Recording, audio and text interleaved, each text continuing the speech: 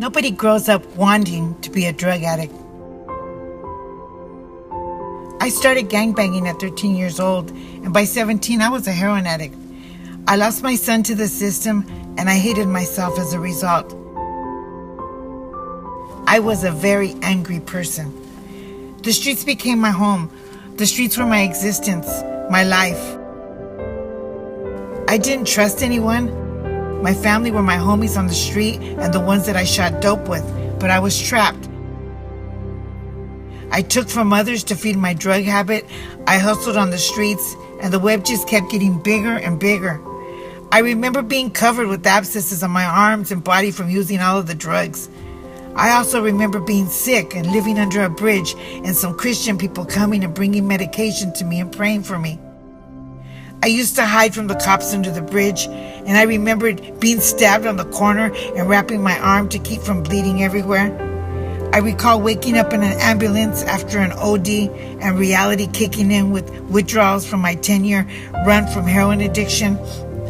I can still see the face of the man that I robbed or the people that I had hurt with my rage. I wasn't born this way, but I didn't know who I was or how to change. All of my addictions came at me at once: the drugs, the hustle, the streets, and the anger. I was tired of being identified as an addict, a junkie, a convict, a person off the street. That look when people don't want to acknowledge your existence or even come close to you. It was time to get back me. I ended up in prison, and in prison I had made a decision. I refused to live my life the same old way anymore. I didn't want to be a statistic. So when I got out, I started going to church. I was looking for answers. I was looking for my true identity. I've never had a relationship with Christ, and I felt a vacancy in my life. My heart felt empty. My mind was full of questions. I knew God must be my answer, but I didn't know how to surrender to Him. But I was willing to make a change because I wanted a change.